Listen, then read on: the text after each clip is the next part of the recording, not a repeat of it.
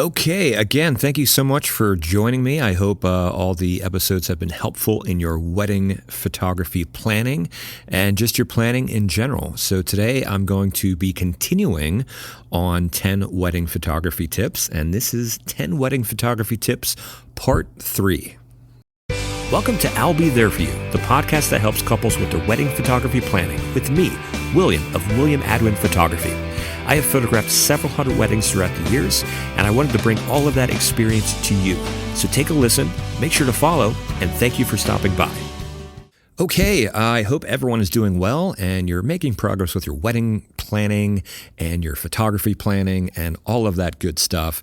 I am continuing on with 10 wedding photography tips. This is 10 wedding photography planning tips, part 3.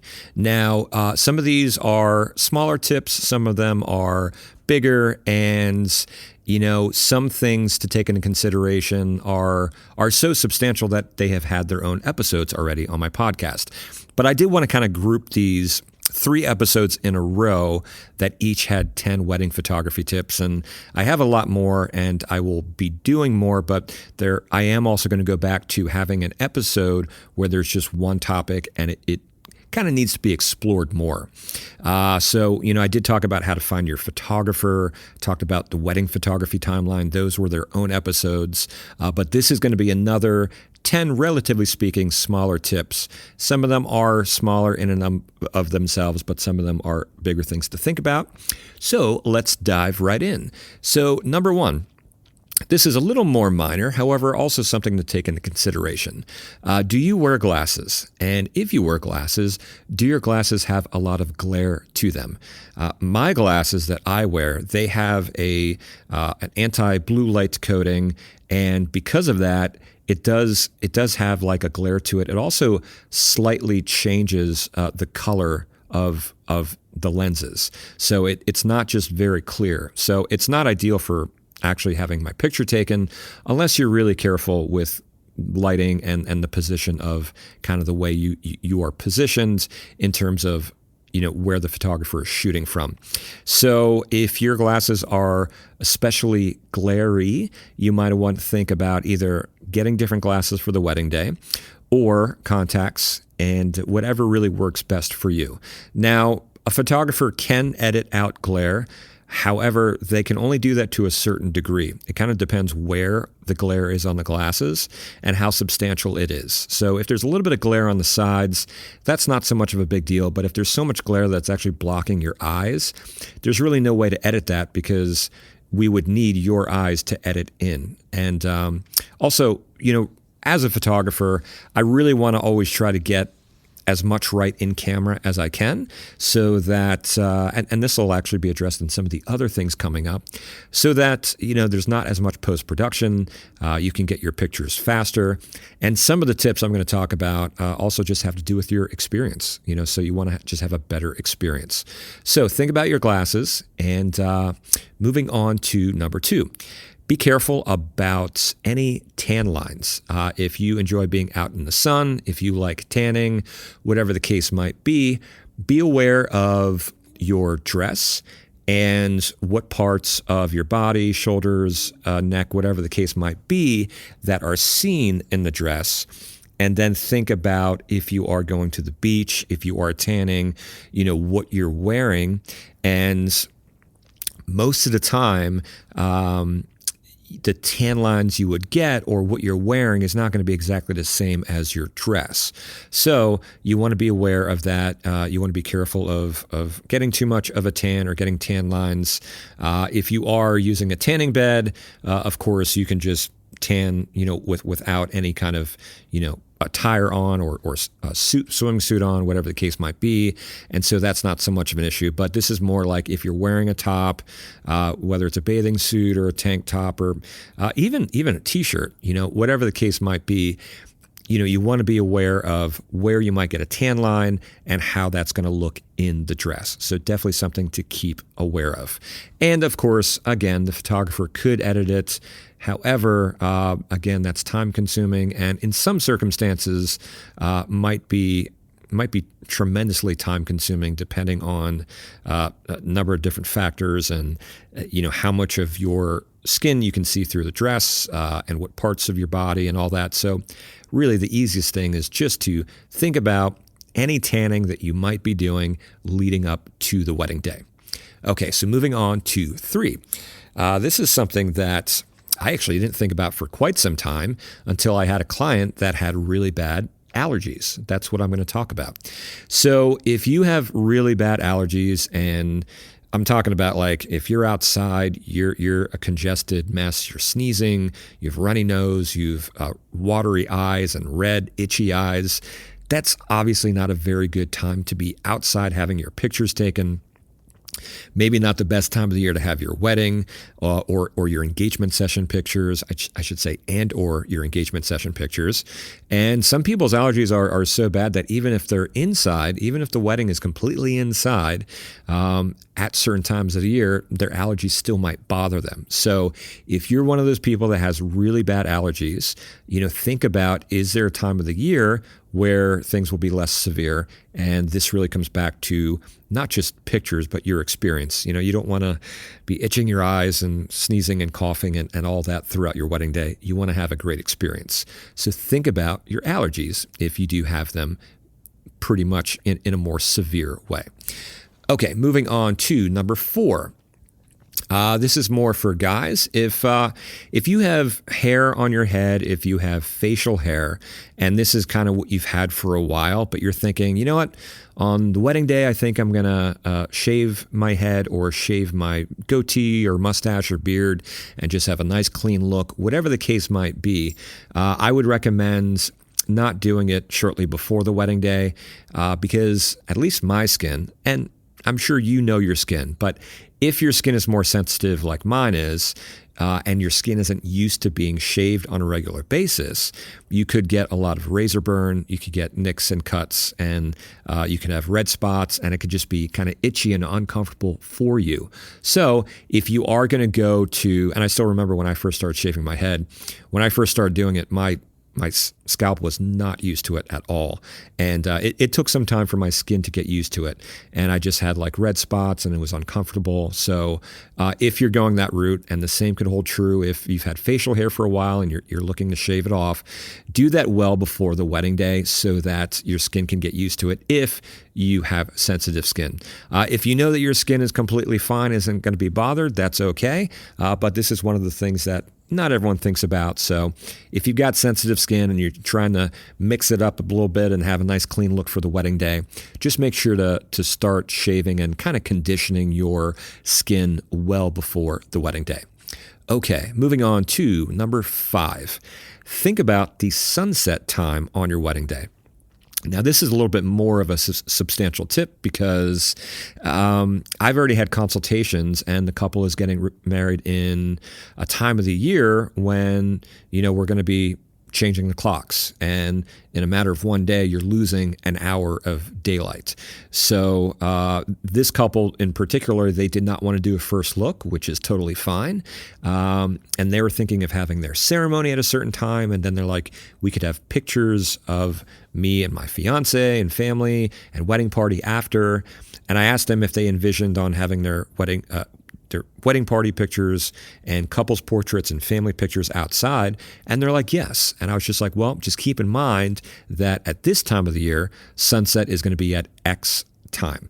And sometimes that might be before the ceremony is even over. So definitely think about sunset time. If you're envisioning pictures outside, of course, hopefully it's a sunny day, but whether it's sunny or overcast, if you're imagining pictures outside in the daylight, think about that. You can just Google, where you are, geographic location and the date, and it'll tell you when sunset is, and that'll help you with your timing. Now, it's not as much of an issue if you're doing a first look and you're going to be getting pictures with your significant other, your wedding party, and your family before the ceremony, because even in the dead of winter, at least where I am in the Northeast United States, the shortest days of the year are maybe like 4:30. So even then, if you do imagine taking some pictures outside, which it could be pretty chilly. However, sometimes Decembers aren't too bad here, and it could be in the 40s or 50s. But if you're imagining pictures outside, just keep in mind the sunset time and plan accordingly. Okay, moving on to number 6. Do not have your couple's portraits, wedding party, and family portraits in a location where the rest of your guests are. There's too many distractions. Trust me, people are going to want to talk to you, talk to other people. So what I mean is, if you're not doing a first look and you're having the pictures with your partner, pictures with wedding party, pictures with family after your ceremony, do not have it in close proximity to wherever your cocktail hour is. Because again, what will happen is it'll be hard to find people. People will be mingling with other people. A sibling or a parent or someone might be, grabbing something to eat or at the bar. But even if everyone is there, all of the VIPs that you're getting pictures with, other people, guests, could still, of course, see the pictures happening. They're going to want to come over. They mean well, but it can be a distraction. It could prevent the photography from happening as quickly as it could, and it would then take longer for you to get back to your cocktail hour and just go on with the rest of your events. So you want to have a designated spot where basically only the people that are in these groups, again, wedding party, family, and of course the couple, only those people are at this location. And that's only if all of those things are happening at the same time. So for example, if you are having pictures with your family and wedding party right after the ceremony, and then you're going to have pictures with your partner after, you and your partner, you can go somewhere else with the photographer, additionally. But again, even if it's just pictures of you and your partner, you want to try to stay away from the majority of your guests that are at cocktail hour because, again, they mean well, they love you, they want to see you. However, they will be preventing you from having your pictures taken in a timely manner. You will be able to see all of these people later at the rest of your reception, and you can dance and party with them and go around to the tables and all of that good stuff and thank them for being there. So you kind of want to just lay low, have some isolated areas separate from where cocktail hour is. Okay, moving on to number 7.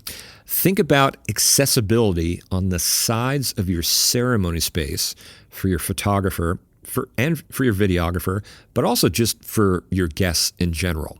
And what I mean is, this doesn't really happen too much outside, unless in rare conditions it could happen outside if there's certain landscaping that prevents, any aisles on the side of the ceremony space. But this is mostly for indoors.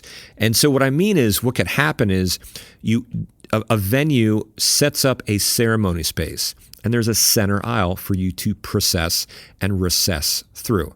And then the chairs are put all the way up onto the walls on both sides of the ceremony space, which means that your photographer and videographer and guests, if they have to excuse themselves or whatever the case might be, everyone can only be in the center aisle. But especially for photo and video, it's so important for me to tell the story of the ceremony and really throughout the entire wedding day from different points of view.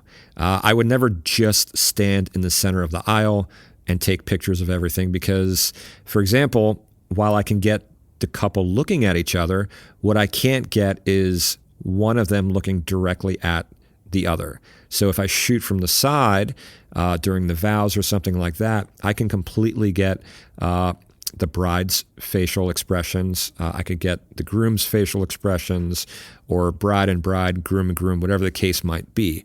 Also from the side aisles, I of course can photograph the parents, siblings, grandparents, all of those VIPs that are in the front row, and really anyone else, and their reactions to the beautiful moments that are unfolding during the ceremony. So you really want there to be side aisles so that your vendors can move around, and also so that your guests can excuse themselves if for some reason they have to.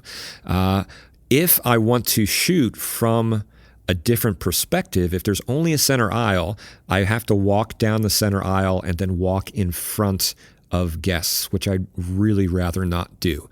So if there's sides aisles, I can back out from the center aisle and then go around the back and then go around to one of the side aisles, and then I'm not stepping in front of anyone. Of course, I never want to do that. There are circumstances where I don't have an option and I try to, kind of crouch down, but I don't want to make any attention to myself. I don't want to attract any attention to myself. So think about your ceremony space and think about having those side aisles. Moving on to number 8. Now, let me go back actually with the aisles. The only thing I'll say is, in some circumstances, although this is rare, there just might not be enough room, and the chairs are all the way to the sides of the walls, and then they're all the way to the back of the room also. But most of the time, what I have found is that the chairs aren't always going to the back, and simply, there could be space on the side, and chairs just have to go a little bit farther back. But there could be rare circumstances where there simply isn't enough room. Okay, moving on to number 8. If you're doing a first look, the location of your first look should be a place where your photo and video team can be mobile, where they can move around. They have to be able to move to get different points of view. You guys are going to be looking at each other, but you can hug, you can turn one way or the other. And it's also kind of like the ceremony space. It's important for us to shoot from different points of view to tell the story from different points of view. So some examples of locations that you would want to stay away from is like a narrow walkway where there's kind of like thick brush and landscaping around it. There wouldn't be room for photo or video to really move around to photograph, to document, and capture the first look from multiple points of view. Another example is maybe a narrow bridge. If the bridge is bigger, then that's totally fine. But like a narrow little bridge that sometimes you might see on a property at a venue. The photo and video team can't move around that much, so it could limit their ability to capture moments, because photojournalism is a big part of photojournalism is, of course, anticipating moments and then moving and putting myself in a position so that I can capture it. But if my, so to speak, feet are kind of nailed to the ground, I'm not able to do that, and I can only photograph what's in plain sight from the point of view I'm shooting. Now, you might really like this walkway. You might really like this bridge, this narrow bridge, and we, of course, could take pictures of there later, but just something to think about for the first look, because during the first look, I'm not going to give you direction. I don't want to interrupt. I'm not going to say anything. I also don't want to be disrupted by moving too close to you. But rest assured, if you really like that bridge or walkway, we can take pictures of the couple there later, because it's not going to be disruptive if I give you guys some direction or if I'm kind of walking back and forth close to you, because it's a portrait. It's not a photojournalistic moment. It's not a candid moment. So something to think about for your first look. Moving on to number 9, talk to your photographer about what's important and what's not important on your wedding day. This is, of course, a pretty big one. What's the vision that you have for the wedding day? And if you don't have a vision, or if you think that it has to be defined as something specific, it doesn't. Sometimes I'll always ask couples this, but sometimes they're like, oh, well, I don't really know what to say. And all it means is what's important to you, and maybe what isn't as important to you. And you might have a definitive vision. It might be, I just talked to a bride that said photography is tremendously important to her, which, of course, that was great to hear. Maybe I'm biased, but the photography is really important to her. So she does want a lot of stylized editorial and even fashion-driven kind of portraits of her and her soon-to-be husband. And the photojournalism, of course, is also really important as well. And she did tell me about she's probably not having a wedding party, so we're not going to obviously be investing a lot of time into that. And if she does have a wedding party, it'd be very small, so the amount of time we would invest into that would be, certainly on the smaller side. And then other weddings I shoot, the portraits of the couple are, relatively speaking, much more abbreviated. The couple says, we would like a couple pictures at the altar or the ceremony space, and then we just want to go to the cocktail hour, and we're not doing a first look, and that's totally fine. I'm not going to take them around for an hour and take pictures of the two of them because it's not something they want. It doesn't match their vision. And while the bride I talked to recently probably isn't going to have a wedding party, or if she does, it's going to be very small.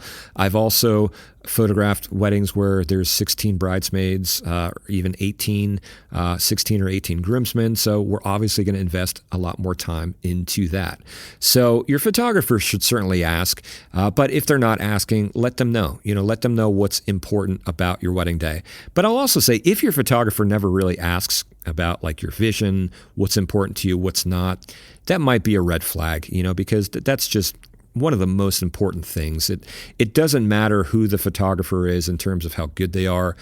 If they're not doing what you want, then that's just not going to be a good experience for you. If you want to go out to dinner and you're envisioning a classic Italian meal and the dish just brings out sushi, which is great, but that's not what you're interested in. And it might be the best Japanese food there is, but that's not what you're in the mood for. That's not what you're envisioning. So it's important for your photographer to really know where, and this comes into investing time. How much time are we going to invest into certain parts of the wedding day? Obviously, if a part of the wedding day is more important, we're going to invest more time into that.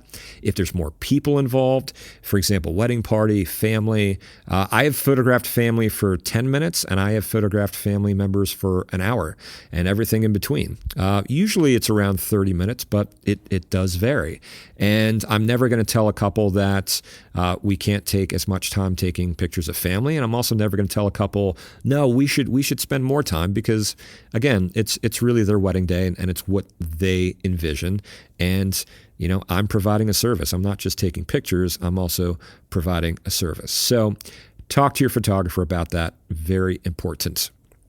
And last, number 10, will your photographer actually be at the wedding day to photograph, or are they sending someone else? Are they sending an associate? Whatever the case might be. There are different business models for different photography businesses. And my photography business is I am the owner and I am the lead photographer. You talk to me and I will be the one that's at your wedding day. There are plenty of businesses that operate that way. There are also businesses that operate very much on the opposite end of the spectrum, where you're talking to a representative of the photography group, and they might be more regional, they might be national, but this photography business is going to subcontract out to a photographer that you may or may not meet before your wedding day either. You might only meet them for the first time on your wedding day.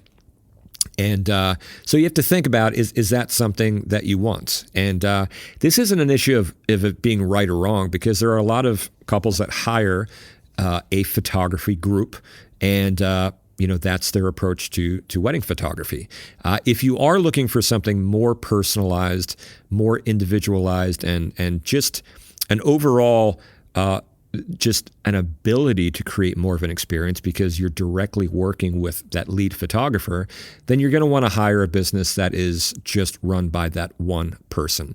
And there is also business models that are something in between.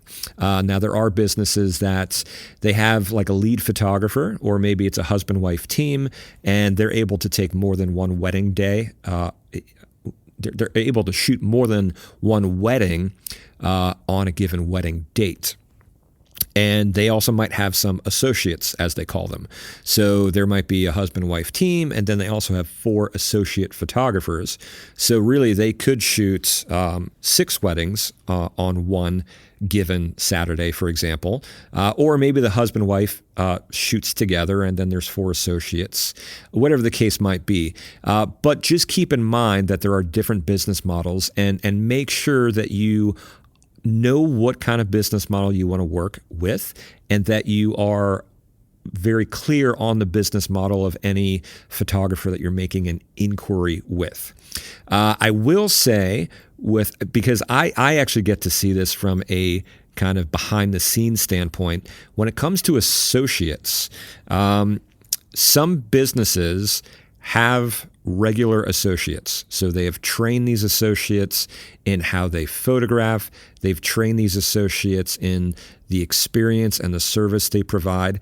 And they're trained just like anyone else. Someone that works for an architectural firm or someone that works for a construction company, whatever the case might be, they go through training, and there's a consistency because they are trained by that business and that brand.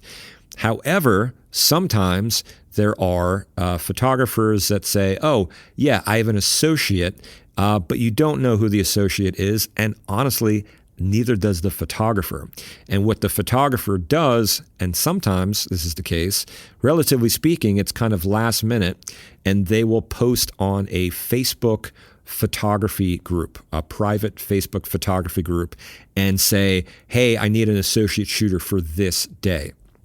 Now, in my opinion, if you have not trained that associate, if that associate doesn't shoot like you, if there's not consistency and you're just looking for a photographer, even if they're good, to me, that's a disconnect, and there's not going to be consistency with any kind of brand. You still might get a good photographer, but they might not have the personality and energy that you're looking for. They might not provide the experience that you're looking for, whether they're more hands-on or less hands-on with their approach to the wedding day. They might be super, super high energy, but the person you talk to was much more chill, and that's a better fit for you.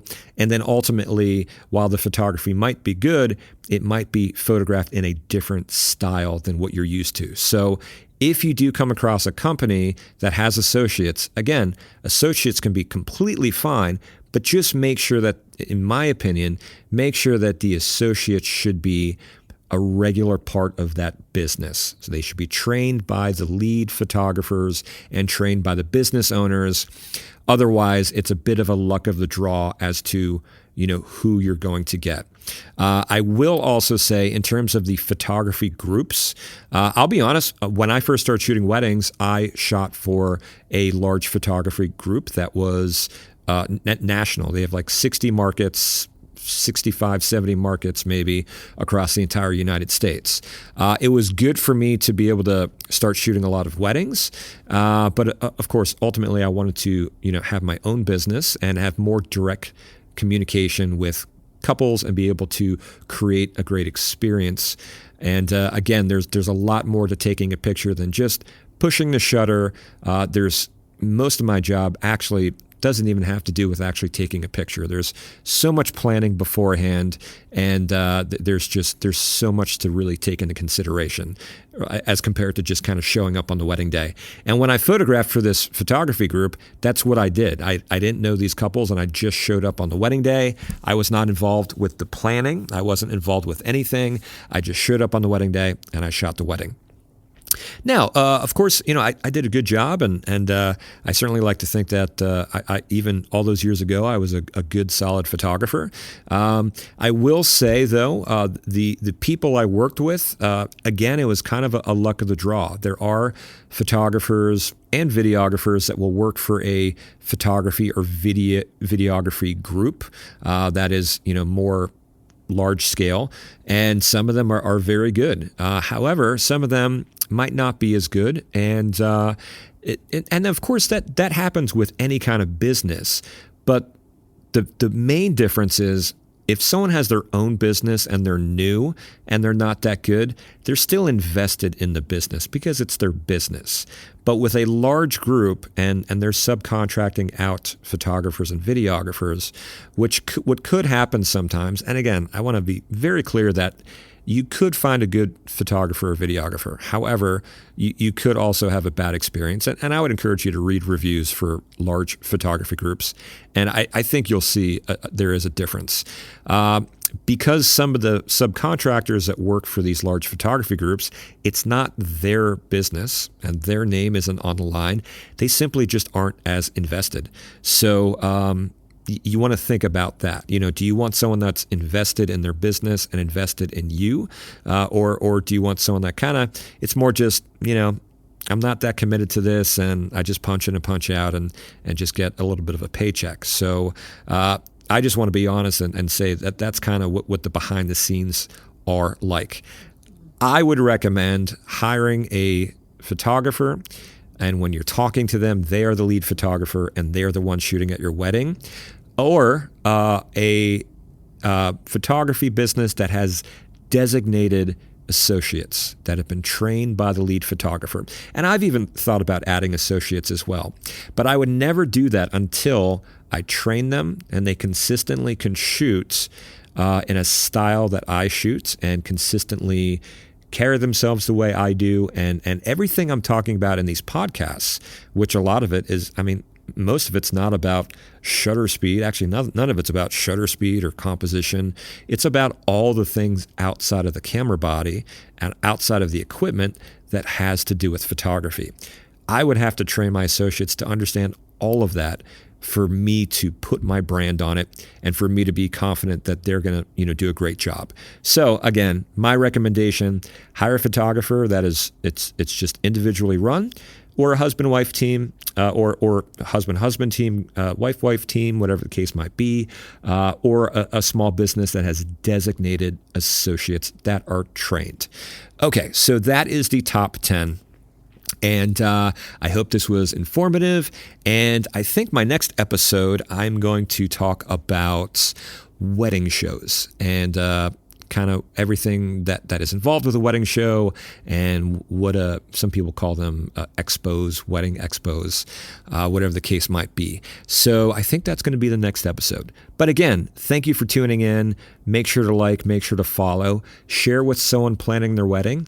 If you're a planner, I would love for you to listen, and I'd be happy to talk about all things wedding photography planning and share my perspective. So thank you again so much for joining. And if you have any topics you want me to talk about, let me know.